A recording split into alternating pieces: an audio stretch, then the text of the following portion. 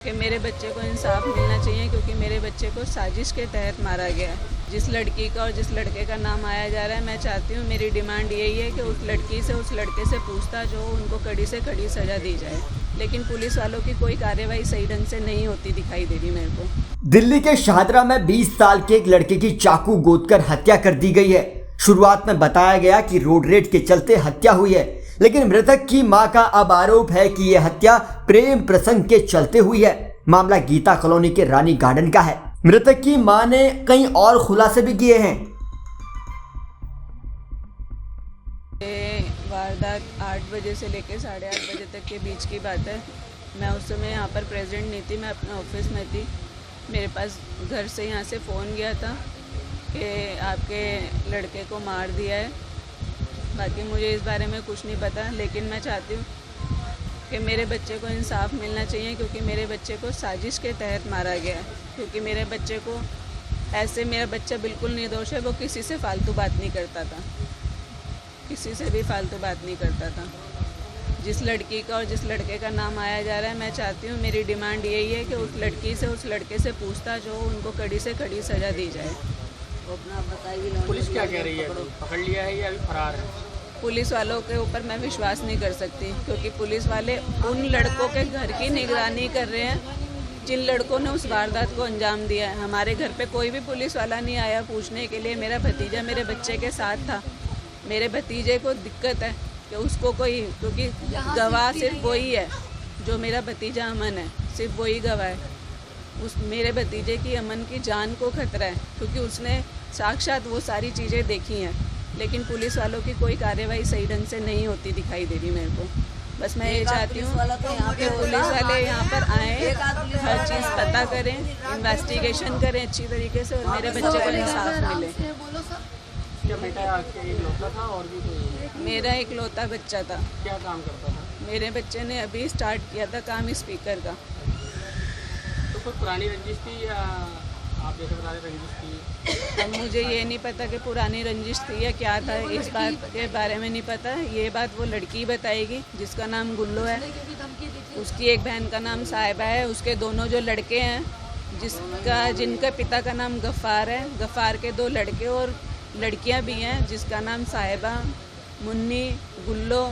उसकी माँ को भी ये बात पता थी, उसके गफ़ार को, उसका जो पिता है गफ़ार, उसको भी ये बात पता थी। उनके जो लड़के हैं वो भी बंदूक लेके ऐसे ही घूमते रहते हैं, सरेआम गुंडागर्दी करते हैं। तो मेरे परिवार वालों को, मेरे भतीजे को, मुझे और मेरे पूरे परिवार को उन लोगों से खतरा है क्योंकि वो सरेआम अंबेडकर पार्क के यहाँ पर आसपास के इलाकों में बंदूक लेके घूमते हैं, जिससे हमें बहुत ज़्यादा खतरा है। तो मैं चाहती हूँ कि उसके परिवार से पूछताछ की जाए, सारी हकीकत सामने आ जाएगी कि कौन निर्दोष था और कौन दोषी है।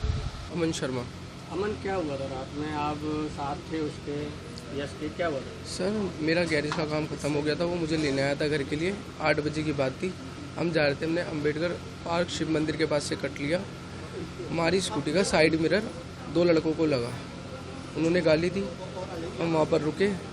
उन्होंने एकदम से गन निकाली और यश के सर पे लगा दी। यश ने वो गन पकड़ी, मैंने उस लड़के को पकड़ा। दूसरा लड़का सर वहाँ से भाग गया, तो हमने उसको पकड़ के रखा था। जो दूसरा लड़का भागा, वो 2 मिनट के अंदर 3 लड़के लेके आए हैं जिनके हाथ में चाकू थे। हम उन सबको छोड़ के भागे। यश के भागते भागते यश गिरा, उसके चाकू मारा। यश उठ के फिर भागा 50 मीटर तक, फिर वो वहाँ से गिर गया। फिर उसको हमने ऑटो में बिठाया पब्लिक की हेल्प से। ऑटो में बिठाने के बाद कुंदन नगर लाल बत्ती ग्रोवर हॉस्पिटल में हम उसे लेके गए। वहाँ पर मृत्यु घोषित कर दिया था डॉक्टर ने। क्या आरोपी पकड़े गए हैं? सर कोई कुछ नहीं बताया है। अब आप कानून व्यवस्था कि सख्त से सख्त कार्रवाई हो, उसमें एनकाउंटर होना चाहिए, फांसी होनी चाहिए। फांसी। जी सर। वो लड़के अपराधी हैं। उन्होंने पहले भी 2-3 मर्डर किए हैं, जिसमें से वो एक लड़का छूट के बार बार आ जाता है, जो है नाबालिग।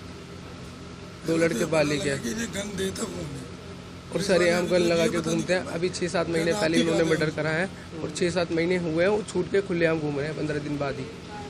तो ये घर में अकेले बेटा था और भी खेला लोता लड़का था।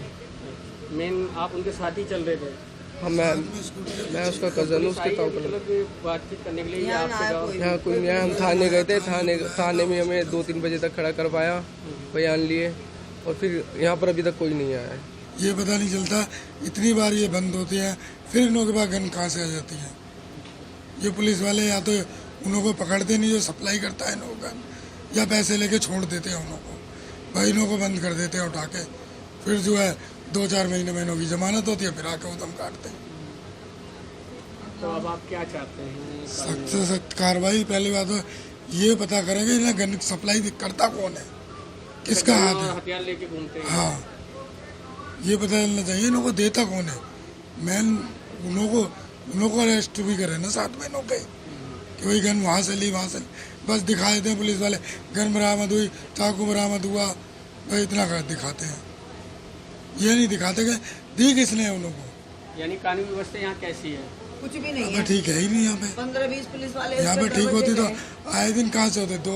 दो मर्डर एक साथ पहले हुए, फिर इन्होंने 2-3 गोलियां चलाई। जो 2 मर्डर में लड़का था उसका नाम लक्की है, वो भी इन्हों के साथ था। कैमरे में आ रहे हैं डायरेक्ट, कहते हैं घर वालों ने निकाल रखा है, धंधा घर वालों पे एक्शन देते। जब घर वालों ने लगा रखा है तो इन्हों की जमानत कराता कौन है भाई। जब घर वालों के पास ये जाते हैं पुलिस वाले, कहते हैं कि उन्होंने बेदखल कर रखा है, बेदखल कर रखा था, उन्हों की जमानत क्यों लेते हैं फिर? कौन देता है उन्हों की जमानत? अब आपकी क्या मांग है उन लोगों के लिए? अभी जल्द से जल्द पकड़े जाए वो, ताकि और कोई वारदात ना हो, सख्त से सख्त कार्रवाई हो।